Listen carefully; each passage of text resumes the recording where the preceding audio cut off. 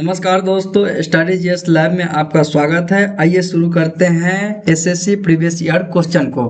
तो सबसे पहला यहाँ पे हमारा क्वेश्चन हो जाएगा कि सिंधु घाटी सभ्यता का सबसे बड़ा नगर कौन था। ठीक है, सिंधु घाटी सभ्यता का सबसे बड़ा नगर कौन था। ये एसएससी सीजीएल 2017 का क्वेश्चन है। ऑप्शन यहाँ पे आप देख पा रहे होंगे। ऑप्शन ए हड़प्पा है, option B Mohenjodaro, option C Lothal और ऑप्शन डी जो है यहाँ पे कालीबंगन है। इसका राइट आंसर क्या हो जाएगा। तो यहाँ पे इसका जो राइट आंसर आपका हो जाने वाला है मोहनजोदड़ो। ठीक है, यहाँ पे जितने भी नाम दिए गए हैं इनमें जो है सबसे बड़ा जो है वो मोहनजोदड़ो है।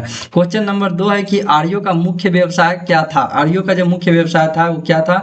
यह CHSL 2018 का क्वेश्चन है और इसका राइट आंसर क्या हो जाएगा।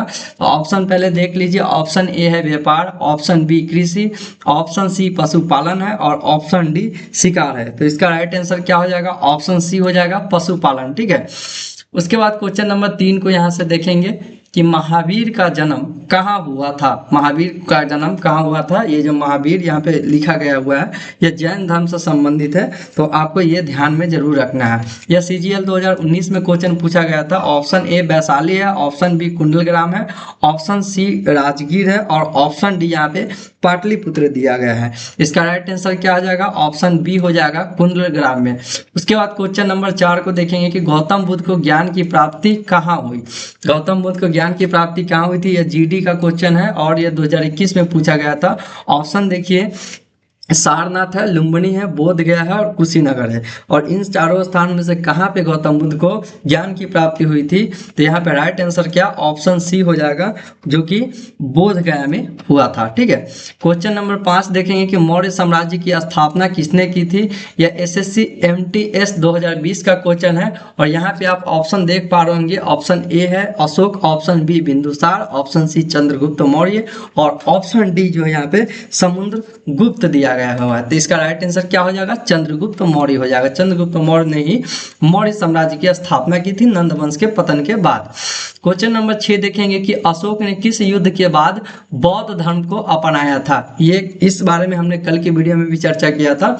तो यहाँ पे पहले आप देखिए, यह CHSL 2019 का क्वेश्चन है और यहाँ पे ऑप्शन ए है पानीपत का युद्ध, ऑप्शन बी कलिंग का युद्ध, ऑप्शन सी प्लासी का युद्ध और ऑप्शन डी जो है वह तराइन का युद्ध है। ठीक है, यहाँ पे राइट आंसर क्या हो जाएगा वो कलिंग हो जाएगा। कलिंग युद्ध के बाद जो है अशोक का हृदय परिवर्तन हो गया था और उन्होंने शस्त्र को त्याग कर बौद्ध धर्म को अपना लिया था और धर्म की नीति को लागू किया था अपने राज्य में।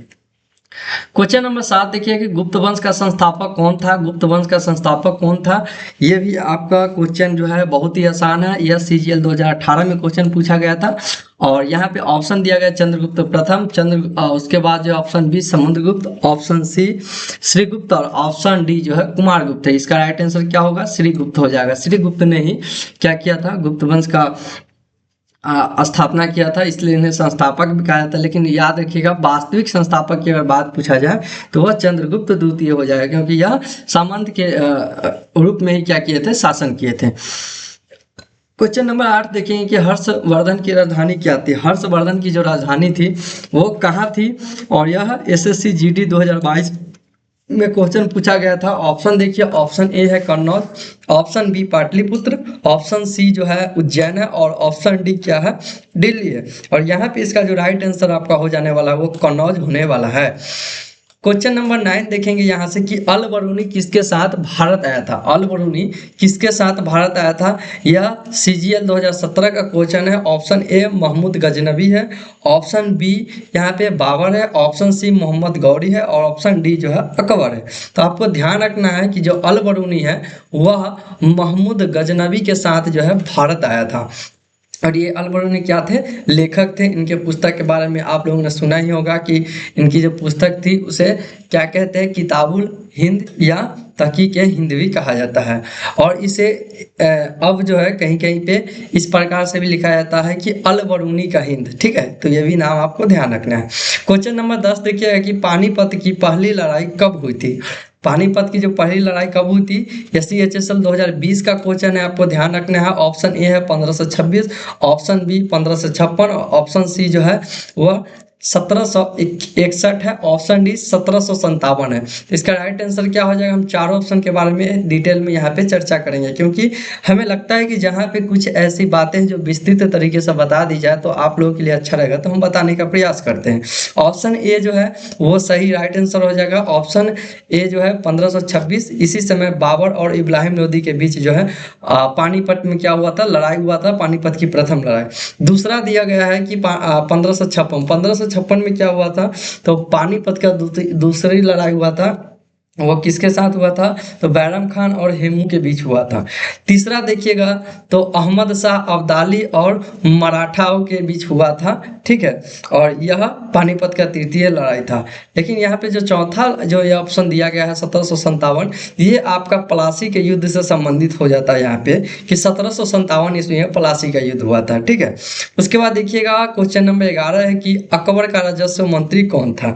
अकबर का राजस्व मंत्री कौन था, एसएससी एमटीएस 2021 का क्वेश्चन है, और यहाँ पे ऑप्शन है Birbal, option B Todarmal, option C Man Singh, option D जो है अबुल फजल है। तो यहाँ पे राइट आंसर क्या हो जाएगा, तो इसका जो राइट आंसर आपका टोडरमल हो जाएगा। टोडरमल जो थे वो राजस्व मंत्री थे। इसी के साथ दोस्तों हम आपसे एक रिक्वेस्ट करना चाहते हैं कि अभी तक आप लोगों ने हमारे चैनल को सब्सक्राइब नहीं किया है तो हमारे चैनल को सब्सक्राइब कर लीजिए, इसी तरह की और भी PYQ करने के लिए, ठीक है। बाकी अगर आपको किसी विशेष टॉपिक पे भी PYQ चाहिए तो आप हमें कमेंट करके बता सकते हैं, और साथ ही आप इस वीडियो को लाइक करना ना भूलें और अपने दोस्तों के साथ जरूर शेयर कीजिए, ताकि हम और भी मोटिवेट हो इस तरह की वीडियो बनाने के लिए।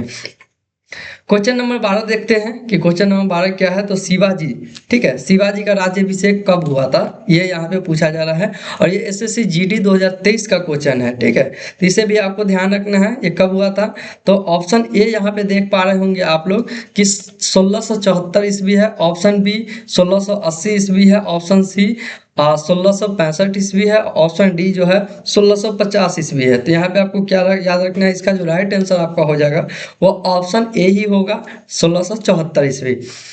ऑप्शन यहाँ पे देखिए आप क्वेश्चन नंबर 13 आ गया, जिसका मैंने इससे पहले ही जिक्र कर लिया था अभी थोड़ी देर पहले, तो आपको पता ही होगा, क्योंकि यहाँ पे हमने इनके बारे में जो है क्वेश्चन नंबर 10 में भी हमने यहाँ पे जिक्र किया था कि 1757 में प्लासी का युद्ध हुआ था। बाकी आप लोग एक बार क्वेश्चन देख लीजिए कब पूछा गया था। तो प्लासी का युद्ध कब हुआ था, ये CGL 2016 का क्वेश्चन है, और इसका राइट आंसर क्या हो जाएगा, तो 1757 ईस्वी में क्या हुआ था, प्लासी का युद्ध हुआ था। इसके बाद आपको याद रखना है क्वेश्चन नंबर 14 को हम यहाँ से देखेंगे कि 1857 की क्रांति कहाँ से शुरू हुई थी। यह बहुत ही इंपॉर्टेंट क्वेश्चन है, CHSL 2018 का क्वेश्चन है, और यहाँ पे ऑप्शन आपको देखने को मिला हुआ दिल्ली, मेरठ, ठीक है, इसी के साथ कानपुर और झांसी। इसका राइट आंसर क्या हो जाएगा, मेरठ हो जाएगा। आपको ध्यान रखना है कि 1857 की क्रांति जो है सबसे पहले मेरठ से ही तरह से कहे तो शुरू हुई थी, ठीक है। यहाँ पे लिखा गया कि कहाँ से शुरू हुई थी, तो मेरठ से शुरू हुई थी। उसके बाद देखिए क्वेश्चन नंबर यहाँ पे 15 है, और यह है कि भारतीय राष्ट्रीय कांग्रेस की स्थापना कब हुई थी। भारतीय राष्ट्रीय कांग्रेस की स्थापना कब हुई थी, SSC GD 2022 का क्वेश्चन है, और यहाँ पे ऑप्शन है 1885, 1905, 1919 और 1942। इसका राइट आंसर क्या हो जाएगा, ऑप्शन ए 1885।